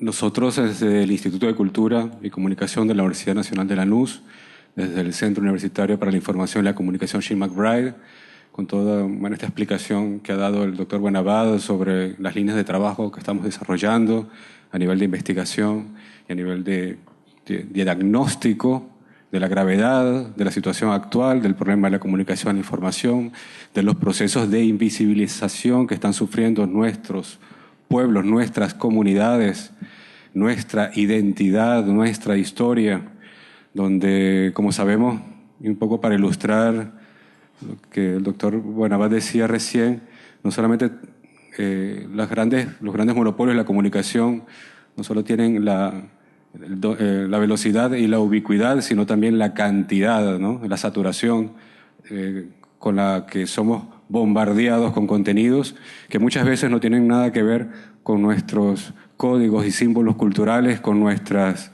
estéticas propias, con nuestra historia y mucho menos con la historia de nuestras comunidades, ya que por lo general creo que estamos acostumbrados a que nuestras comunidades en Latinoamérica, acá en Argentina también, solo son noticia cuando ocurre una tragedia, ¿no? Sino la mayor cantidad de nuestros logros, de nuestras construcciones, de nuestras consolidaciones como proyectos colectivos son simplemente ignoradas por los grandes medios, porque eso no entra en esta lógica de la comunicación dominante, pues no vende, ¿no? Ahora, desde este punto de vista, planteamos la pregunta: ¿cuándo nuestra comunidad es sujeto? ¿Cuándo nuestra comunidad es protagónica? ¿Cuándo nuestra comunidad es necesario que tenga la posibilidad de construir su propia comunicación, ¿no? La comunicación comunitaria, la comunicación popular alternativa. Están los tres conceptos de los tres apellidos de esta comunicación, porque en América Latina las distintas corrientes de comunicación popular, alternativa y comunitaria, conviven juntas, y algunos compañeros se inclinan más por uno o por otra de estas corrientes. Vamos a ir al tutorial que hemos estado trabajando en el Centro McBride, el Instituto de Cultura y Comunicación. Simplemente, antes de entrar de lleno en la materia, con una aplicación de montaje, de edición de videos con un celular, plantear tres ideas previas: la necesidad de que comprendamos cuáles son las coordenadas semánticas y las coordenadas simbólicas e históricas de la cual cada uno de nosotros, como miembro de una comunidad, nos colocamos para comprender y para contar la historia que queremos contar. Todo esfuerzo que hagamos en la construcción de nuevos contenidos, en la cual nosotros nos convertimos en sujetos productores de contenidos, de alguna manera están enmarcados en tres ideas fundamentales. Una de ellas es la necesidad de que ante la saturación mediática existan nuevos contenidos que ayuden a equilibrar, ¿no?, la opinión publicada a la cual nosotros tenemos acceso en nuestras comunidades, o a la cual, padecemos también en algunos casos. La segunda es el concepto de comunicación participativa versus comunicación representativa. Muchas veces también pensamos que en el caso sobre todo de la televisión tradicional, pensamos que ese presentador representa nuestra voz, ¿no? Y un poco creo que están dadas las condiciones tecnológicas gracias a los procesos de convergencia digital, en que con la utilización de dispositivos móviles podemos nosotros crear contenidos que no necesitan una representación, sino que nosotros podemos ser los que construimos esa comunicación participativa. Ahí hay un esquema también a revisar. Y un tercero tendría que ver en la construcción de esta nueva geometría del poder comunicacional, pensar que es necesario que exista un nuevo orden mundial de la comunicación y de la información, tal como lo clamó Shane McBride en 1980 en el informe McBride. Nosotros vamos a pasar al tema de la preproducción.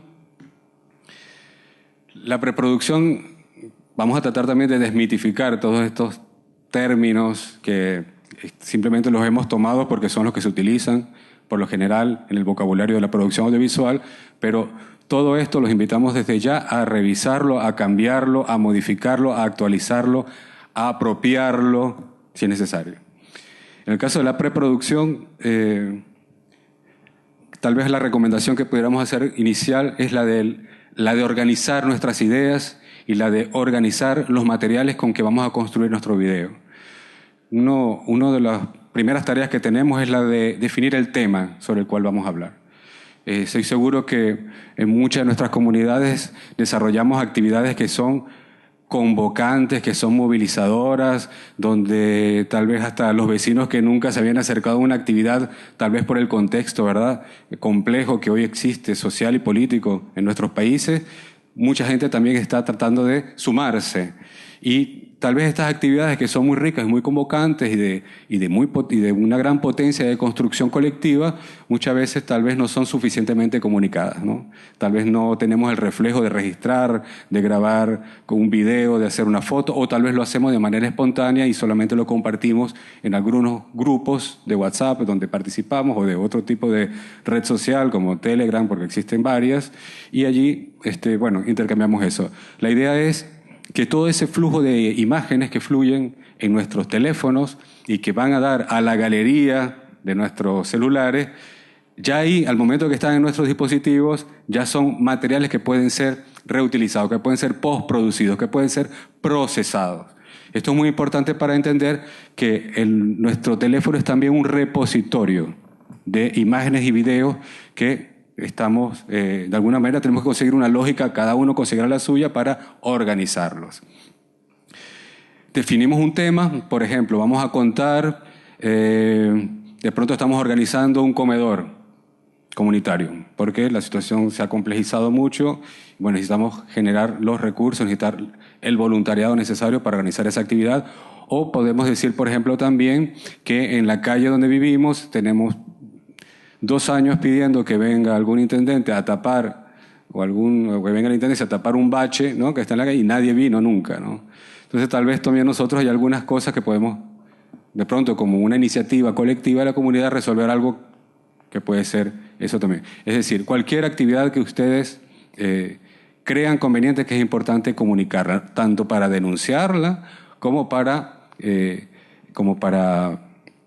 alguna manera mostrar el logro de lo que da el trabajo en colectivo de una comunidad. Una vez seleccionado el tema, nosotros de alguna manera vamos a construir un guión. Un guión es una organización de las ideas necesarias para poder contar la historia. Esto debe incluir, por ejemplo, el lugar donde vamos a grabar o a tomar la fotografía, debe incluir los personajes que van a intervenir, ¿no? Allí también podemos determinar, por acá teníamos que creo que lo tienen también allí en el módulo. Nosotros hicimos este pequeño boceto, ¿no?, muy rápido, pero bueno, que tiene las ideas principales para la construcción de un guión. Primero, entender que un guión es una historia que se cuenta, no es más que eso, para un poco desmitificarlo, que debe tener algunos elementos básicos, como, por ejemplo, preguntarnos qué queremos decir, cómo lo vamos a decir, ¿no?, y a quién se lo vamos a decir. El destinatario. El destinatario puede ser un funcionario público. El destinatario puede ser una persona que está en otro país, por ejemplo, alguien que está en Venezuela. Ustedes quieren contar una experiencia colectiva exitosa de una comunidad y si pensamos que se la queremos contar a un compañero de la patria grande, deberíamos entonces incluir en nuestro material todos los elementos estéticos del paisaje, del lugar, incluso del sonido, del ambiente, de los rostros, de cómo somos nosotros acá, cómo es nuestra calle, o por ejemplo, qué música escuchamos, o cómo nos organizamos, qué comemos. Todo eso son, elementos que enriquecen desde el punto de vista cultural nuestro material, nuestro video. Pensar, por ejemplo, que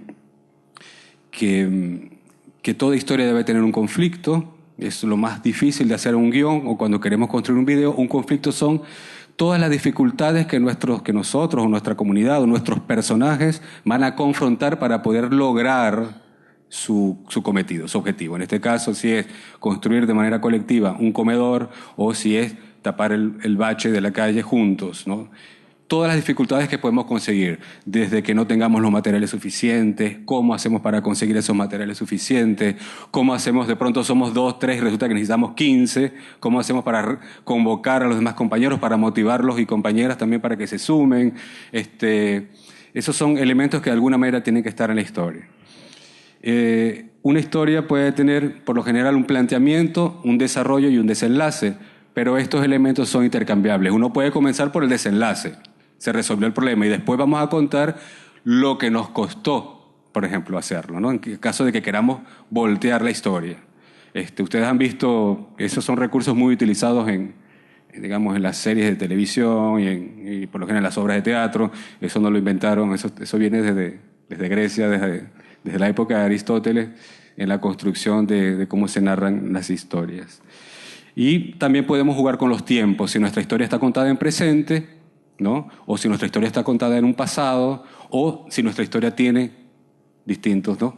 Viene comienza con una historia presente y luego a lo que llaman hace un flashback, ¿no? Una ida al pasado para contar lo que ocurrió antes de lo que estamos haciendo ahora. Tener en cuenta nuestros personajes, como le digo, las acciones que estos personajes van a cumplir y registrar todos los procesos necesarios para lograr que el objetivo, que no tengamos un video que sea potente, que sea conmovedor, que sea convocante, que sea motivador, lo podamos hacer nosotros mismos. Vamos ahora a ver un poco cómo es el celular, ¿no? Que por lo general estos dispositivos móviles, teléfonos celulares o tablets, en sus distintas marcas y modelos, básicamente tienen la misma lógica. Nosotros usamos la cámara de manera intuitiva, pero podemos rápidamente revisar algunos, si tienen su teléfono allí lo pueden mirar. Por ejemplo, seleccionar el modo, ¿no? Podemos colocarlo en cámara de fotos o en cámara de video. Si se sienten, digamos, como con la capacidad suficiente para comenzar a grabar video, adelante. Si no, mi sugerencia es, cuando estamos comenzando a construir un discurso de estos, trabajemos con fotografía, que es más sencillo, sobre todo para comprender el orden de las informaciones cuando estamos armando, ¿no? El contenido, el video. Tenemos, por lo general hay un botón para iniciar o detener la grabación o para tomar la foto. Podemos seleccionar la cámara delantera o trasera. También hay un botón que es una ruedita como una tuerquita, que son los ajustes. Allí nosotros vamos a definir sobre todo la resolución, ¿no? Ustedes vieron que a veces dicen, cuando buscamos la resolución de la imagen, aparece 720p, ¿no? O 1080p, o a veces sale HD o SD, ¿no? La idea es, creo que para que sean más livianos, podemos trabajar con 720p, la resolución, que es la mitad del HD, pero si estamos en un trabajo que es complicado, es decir, o que queremos hacerlo con mucha elaboración, la sugerencia es que trabajemos en alta definición. El criterio sería trabajar en 720 cuando estamos construyendo contenidos para rápida difusión y en 1080 cuando vamos a hacer un contenido que va a requerir más tiempo de postproducción. También tenemos, podemos utilizar la iluminación, ¿no? El flash. Mi sugerencia es tratar de trabajar con luces naturales, ¿no? Al menos que estemos en una situación de mucha oscuridad, porque también la luz del flash o la luz artificial que trae el teléfono consume la batería más rápido. Entonces, tratemos de trabajar siempre con iluminación natural, sabiendo además que los teléfonos hoy, la mayoría, tienen mucha sensibilidad. Es decir, que incluso en situaciones de oscuridad logramos tener una imagen bastante correcta para los fines de hacer un video de este tipo. Y por último, todas esas imágenes que vamos a ir tomando, fotografías, videos, es muy importante que las vamos ordenando.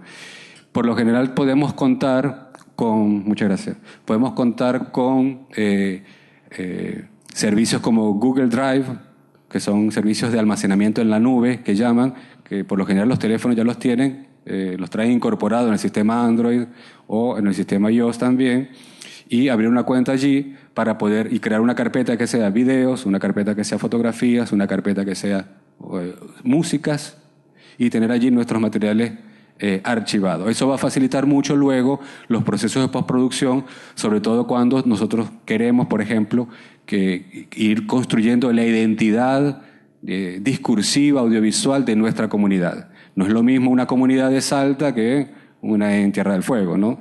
Por las diferencias culturales, las diferencias del paisaje, las diferencias sonoras. Entonces, cada región que vaya a construir sus contenidos, que vaya a crear sus contenidos, puede ir tomando esos elementos que son propios a su región y que pueden ser utilizados luego en los distintos materiales que se publiquen. Vamos a ver ahora algunos tipos de planos. Bueno, una vez que ya tenemos un guión en la mano, vamos a hacer, ¿no?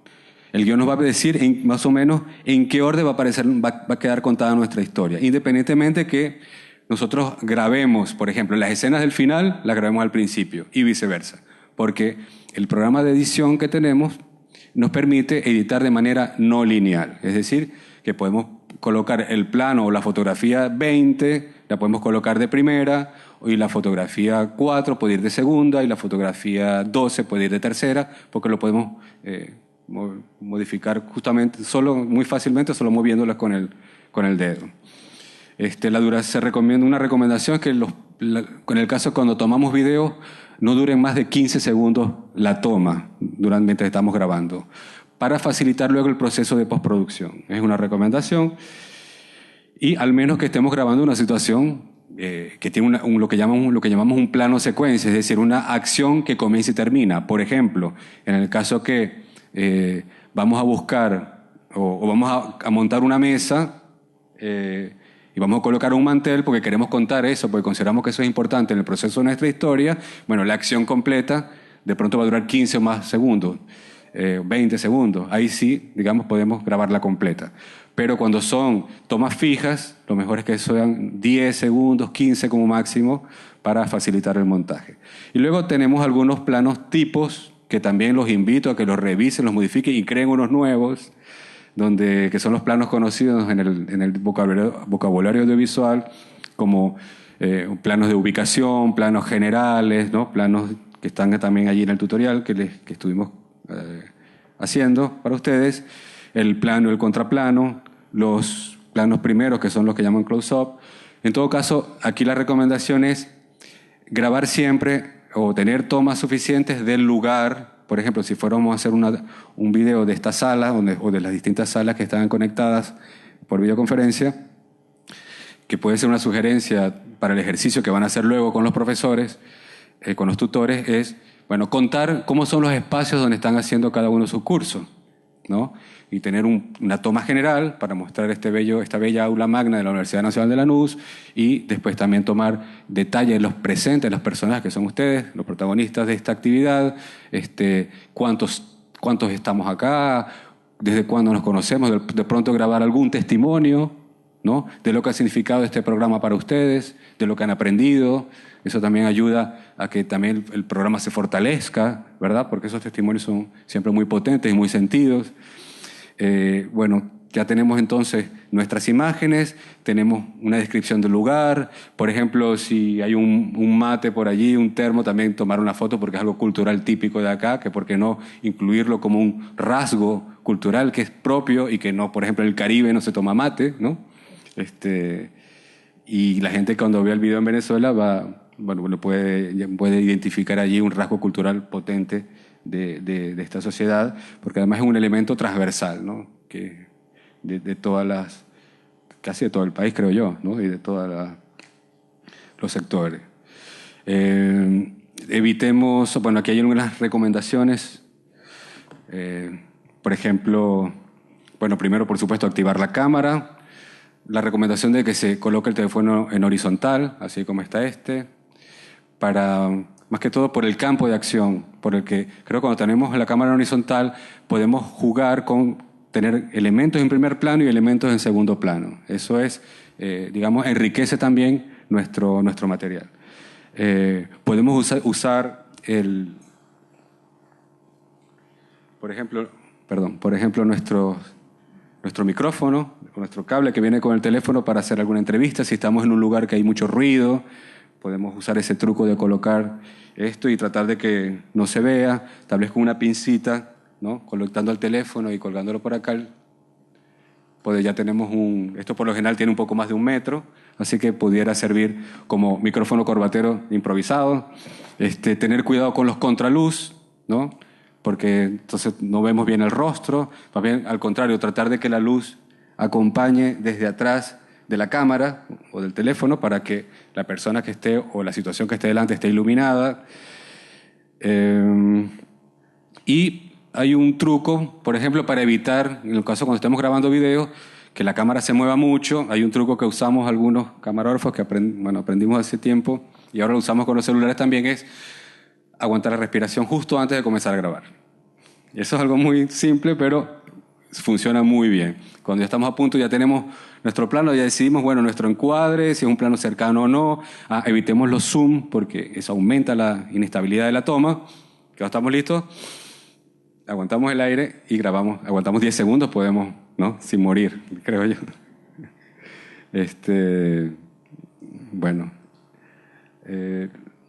Luego, bueno, ahí en el tutorial hay un video que no sé si lo podemos ver acá, porque no sé si estamos conectados, creo que no tenemos conexión a sonido, sí. Pero bueno, el video lo pueden ver luego. Sobre este video hicimos el tutorial. Igual es una serie de tomas en una concentración, que fue el 24 de marzo del 2017, una concentración popular que se llamaba Son 30.000, no sé si la recuerdan, porque fue una reacción popular masiva ante la negación de un sector que puso en duda la cantidad de desaparecidos durante la dictadura militar, y eso obviamente ocasionó que la población saliera a reivindicar sus 30.000 desaparecidos. En ese video nosotros simplemente fuimos con la cámara a capturar el momento. Luego pueden verlo en el tutorial, tal vez lo pueden ver el video luego cuando estén ya con los tutores, y así avanzamos. Esta parte, digamos, más técnica, ¿no? Nosotros la aplicación que estamos utilizando en este momento es una aplicación gratuita que está disponible tanto para Android como para iOS, que se llama Adobe Premiere Clip. No es la única, existen muchas aplicaciones para editar. Nosotros usamos esta porque nos parece que es, digamos, más sencilla y tiene algunas prestaciones que enriquecen estéticamente los materiales finales. Ahí, cuando ustedes vayan a descargarse la aplicación, van a crear una cuenta de usuario, lo que llaman un Adobe ID, un identificador de Adobe ID, y van a crear con su correo electrónico y una clave, y Adobe les habilita una nube de 5 gigas, que sumada a los 5 gigas de Drive ya tenemos 10 gigas, ¿no? Gratuitos de almacenamiento en nube. Bueno, si tienen otra aplicación de su preferencia, bienvenida, también la pueden usar. Por lo general, todas estas aplicaciones son muy parecidas. Es un material que vamos a definir una duración dentro del video final. Eso es básicamente lo que llaman, y ya lo vamos a ver ahora en el montaje. Cuando abrimos nuestra cuenta, en este caso con esta aplicación, vamos a las preferencias, que es la tuerquita que también existe en los celulares, también existe acá, es un lenguaje que se ha ido haciendo universal, y allí vamos a definir la resolución en la que estamos trabajando.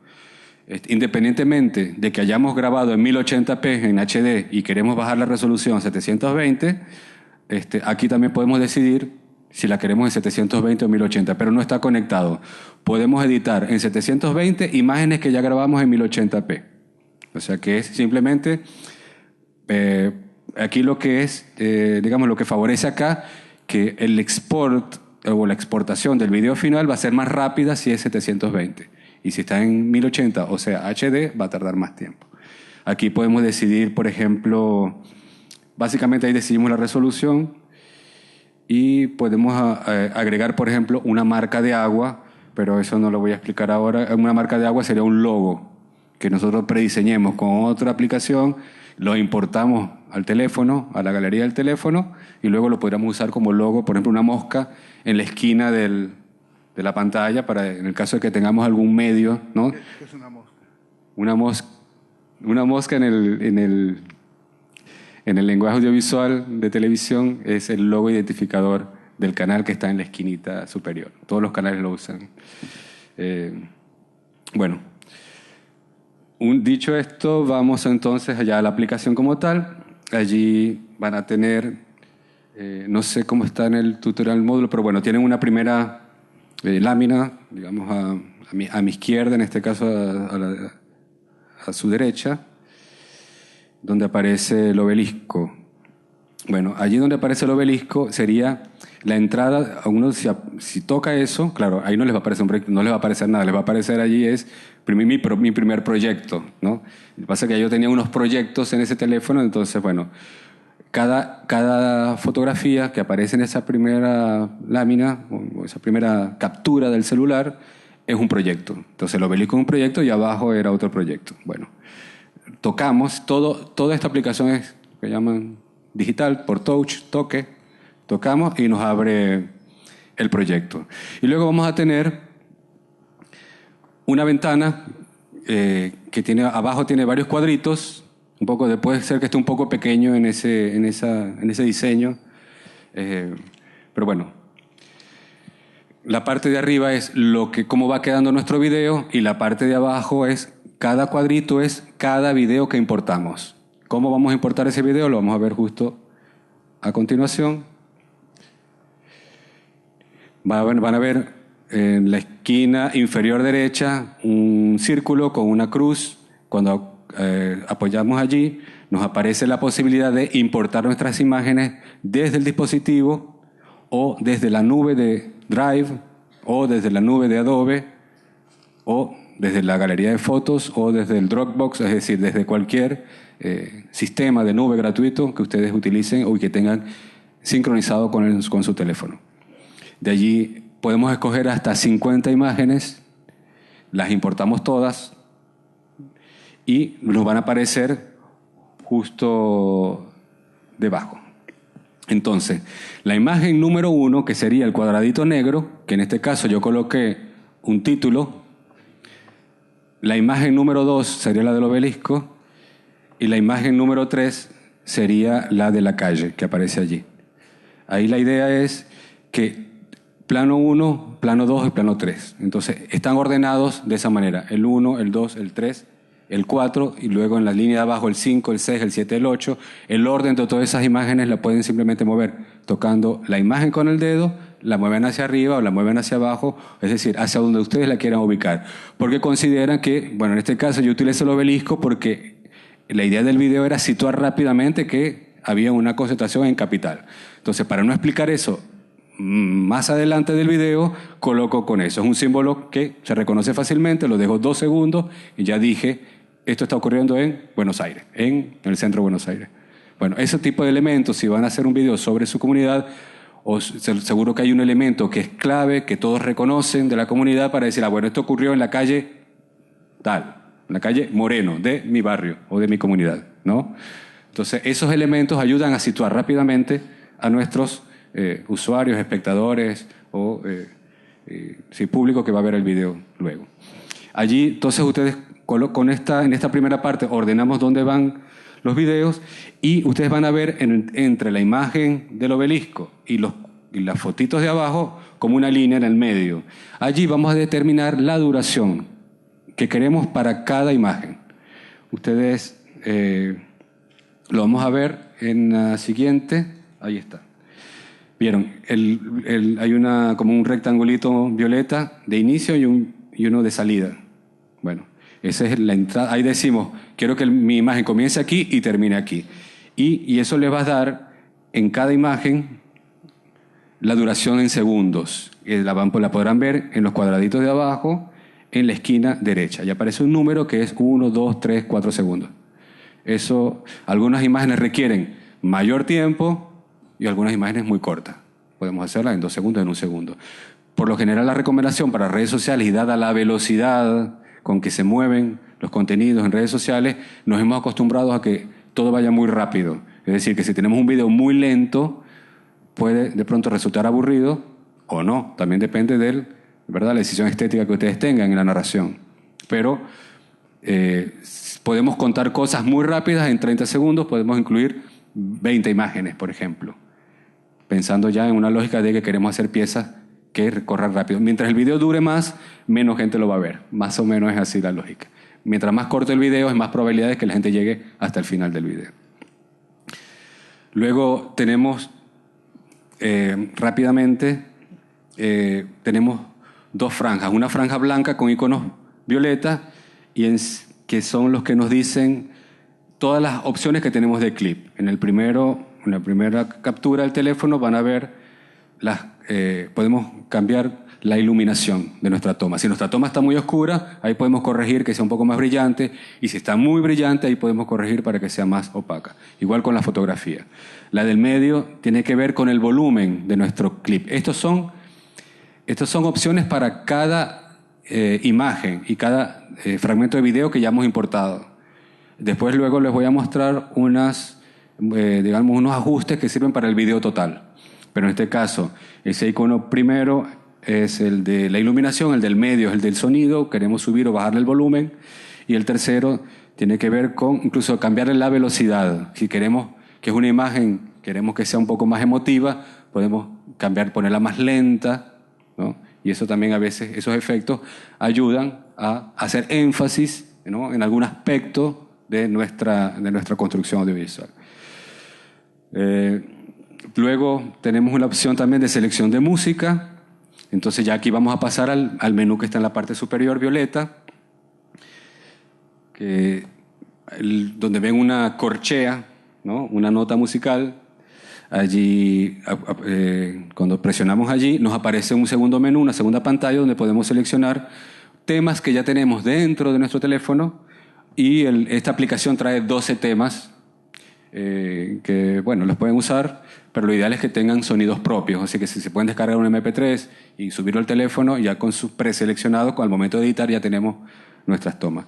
Solo se puede utilizar, este programa tiene una pista de video y 2 de audio, o sea, el audio que va con cada video y una adicional que es la música, será la segunda pista. Bueno, seguimos. Luego podemos seleccionar el filtro, es decir, podemos hacer que nuestro video esté todo en blanco y negro o todo azul, ¿no? Trae unos filtros preseleccionados, prediseñados por la aplicación, donde podemos escoger. Hay unos efectos que tienen más tipo cine o unos que tienen efectos más saturados. Ahí ya dependerá de lo que ustedes quieren transmitir como mensaje y la calidad también que están buscando. Y tenemos una muy importante, que son los ajustes para todo el video, que sería el tornillito, la tuerquita de nuevo.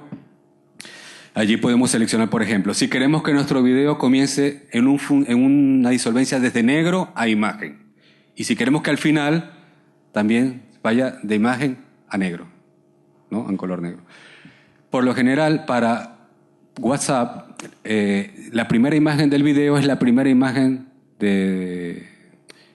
Sí, cuando recibimos un video en WhatsApp, vemos que tiene una imagen. A veces vienen como negras, ¿no? Entonces tenemos que como que darle play a ver de qué va. A veces viene con una sola imagen. Por lo general WhatsApp toma la primera imagen y esa imagen luego la imprime en el video que luego se envía.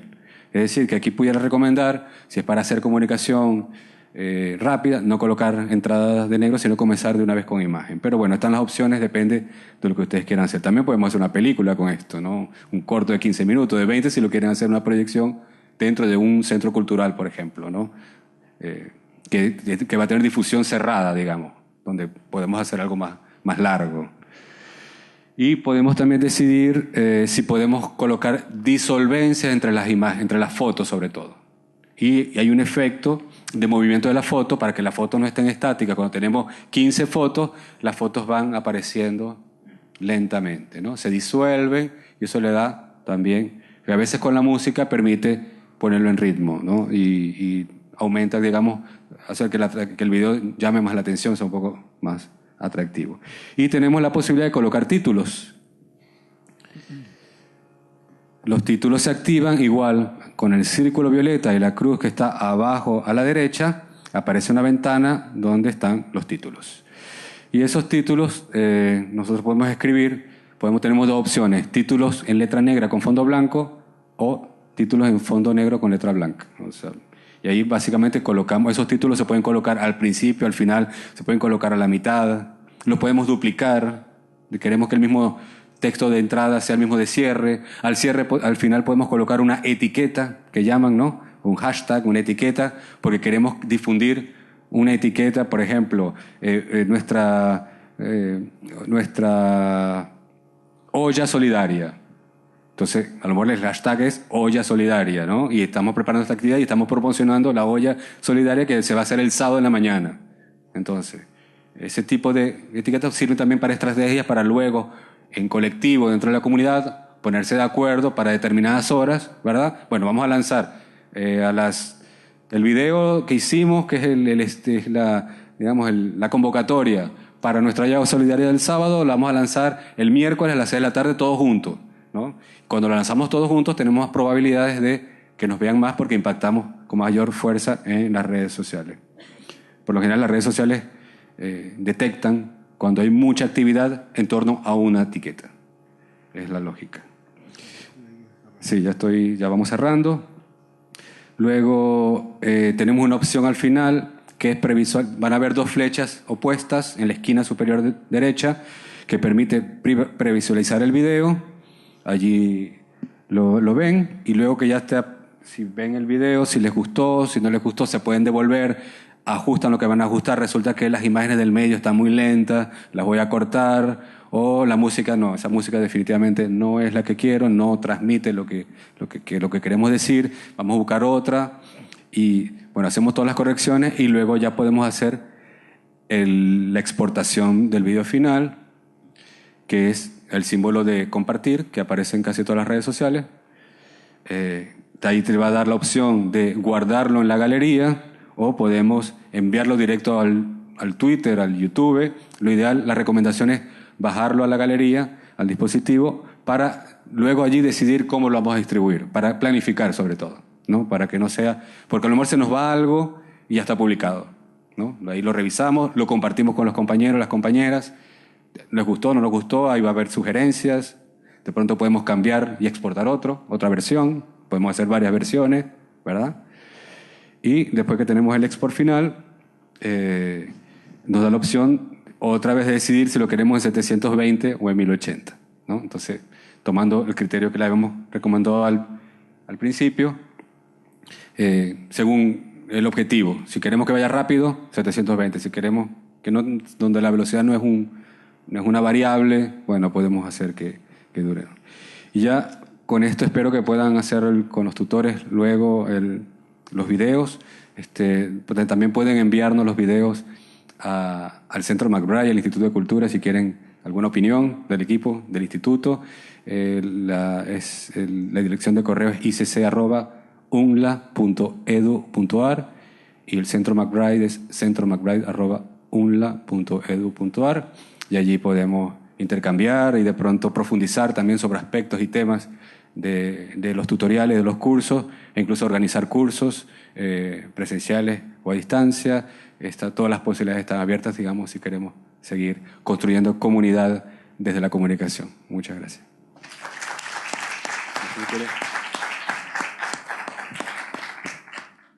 Muchas gracias a ambos por sus disertaciones muy claras y tenemos algunas preguntas que, bueno, lamentablemente vamos a acotar un poco por razones de tiempo.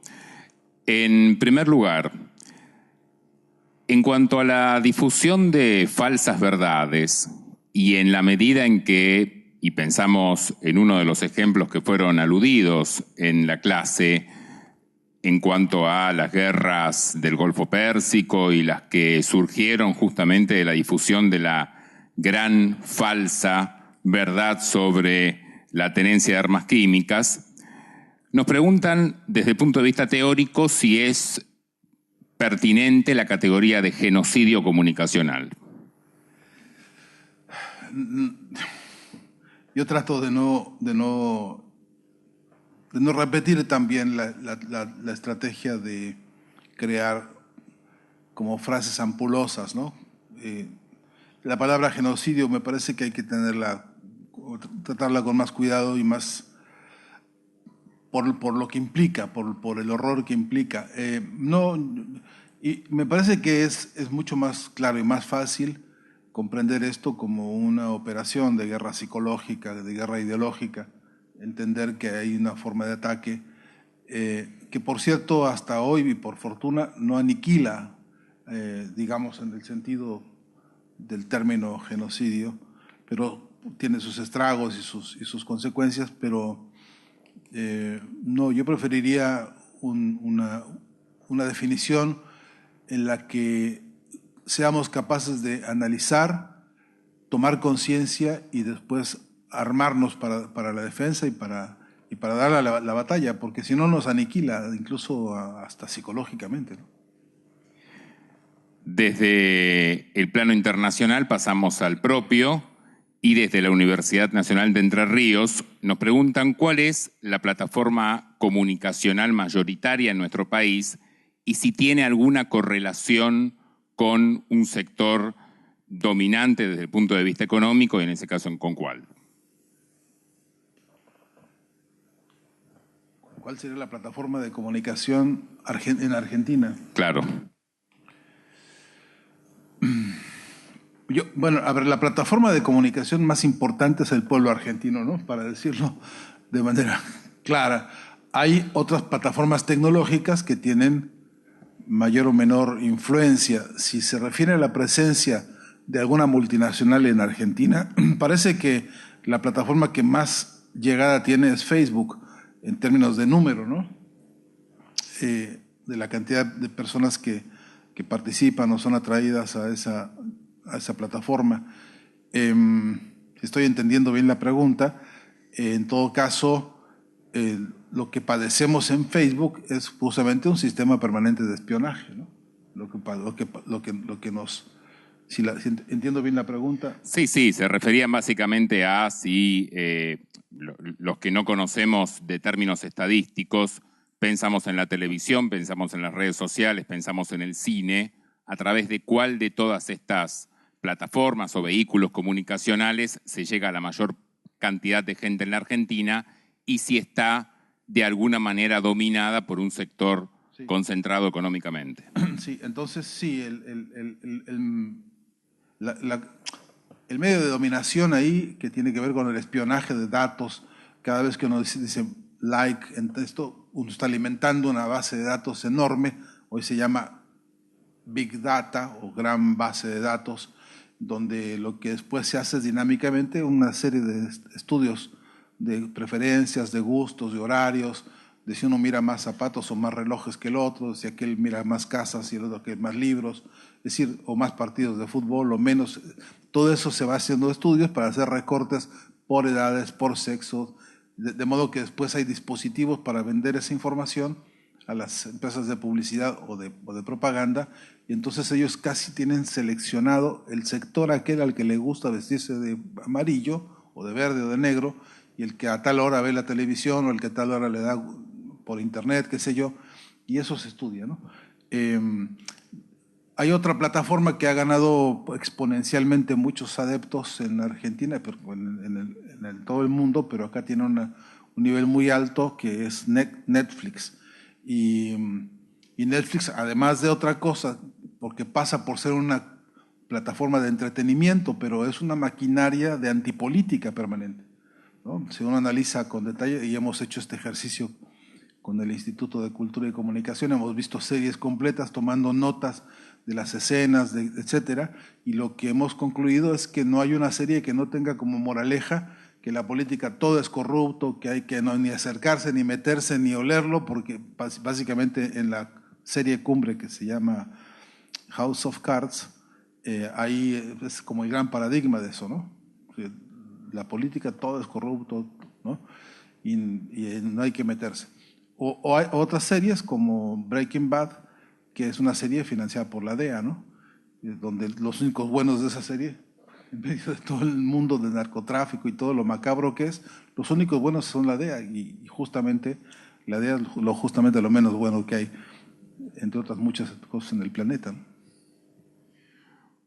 Bueno, entonces, desde lo internacional primero a lo nacional después, y finalizamos con lo local, que también recuperando lo que es un poco el ADN del programa Formarnos, nos preguntan también, bueno, en esta contraofensiva, como decías, frente a los medios hegemónicos, ¿qué rol le cabe al territorio? ¿Qué podemos hacer desde los barrios? Porque a veces pareciera que se trata de una lucha entre colosos, pero ¿qué podemos hacer desde la calle, desde el territorio, desde las organizaciones barriales? Es que ahí justamente está lo nuevo, ¿no? Es que justamente ahí está donde lo que pueden hacer es como una nueva corriente inédita. Ahora, esta propia universidad está impulsando un festival de pequeños documentales barriales hechos con los teléfonos, ¿no? Y haya una magnífica colección de expresiones tomadas desde la profundidad de cada barrio, desde lo territorial, hablando de los problemas propios y de las luchas propias y de los caminos que se va buscando en cada espacio. Y eso hoy imaginemos que fuera posible en todo el país, desde la profundidad de los territorios, empezar a conquistar estrategias de comunicación que pueden ser por puramente sonido o audiovisuales, como hemos visto ahora, o teléfonos, correos electrónicos, o páginas web, o Twitter, Facebook, lo que fuera, donde hubiera organizadamente tareas de comunicación para expresar el sentir y la problemática de los barrios. Lo que tendríamos sería un esplendor de voces nuevas, lo que no hemos visto hasta hoy. Yo creo que todos estamos como a la espera de que algo ocurra que nos permita la activación de esas fuerzas comunicacionales nuevas, porque ahí hay una gran promesa de miradas críticas, de enfoques distintos, de la expresión potente del malestar que se está viviendo, y lo que está faltando es la decisión política, de empezar a trabajar en cada barrio, proponiendo desde los distintos frentes, con las distintas tareas de cada lugar, el nuevo decir, ¿no? que hay que plantear. Y eso es el decir desde una nueva lucha y decirlo desde una nueva moral, que es la que no se deja derrotar, la que está dispuesta a expresar su inconformidad, su malestar, pero también a expresar su voluntad de participar de las transformaciones. Eso es, digamos, la promesa. Necesitamos ahora que se produzca la dirección política que nos ayude a sincronizar en esto, ¿no? Y yo creo que no estamos muy lejos. Si lo pensamos bien, hoy mismo conozco proyectos allá en Mendoza, por ejemplo, de proyectos barriales de radio, ¿no? O conozco en Rosario, en el corredor industrial de Baigorria a San Lorenzo, vecinos autoconvocados que han entendido el papel del cine documental y están impulsando para denunciar la intoxicación brutal del río Paraná, que a esas alturas está viviendo un drama ecológico terrible. En fin, ahí están naciendo esas. Lo que hay que hacer es como la articulación, ¿no? El gobierno anterior hizo, lo digo rapidísimo porque no hay que olvidarnos, se hizo un proyecto nacional para gestar una nueva industria audiovisual en este país, y así como haber lanzado, ¿no?, un puñado de semillas, brotaron en todo el país nuevas productoras con una iniciativa creativa poderosísima, no solamente para el audiovisual, también para el radiofónico, etcétera, y páginas web que surgieron también como iniciativa de lo que en ese momento era el dispositivo de la nueva tecnología con el satélite ARSAT, etcétera. Lamentablemente se dio un retroceso, pero eso no quiere decir, ese retroceso yo no creo que sea una derrota, creo que están ahí las condiciones, sigue siendo el mismo pueblo que está ahora, me parece, reorganizándose para decidir el futuro inmediato, y ese futuro inmediato será otro, será distinto si este pueblo decide tomar la dirección y cambiar, ¿no? Alentador mensaje de cierre. Muchas gracias. Gracias.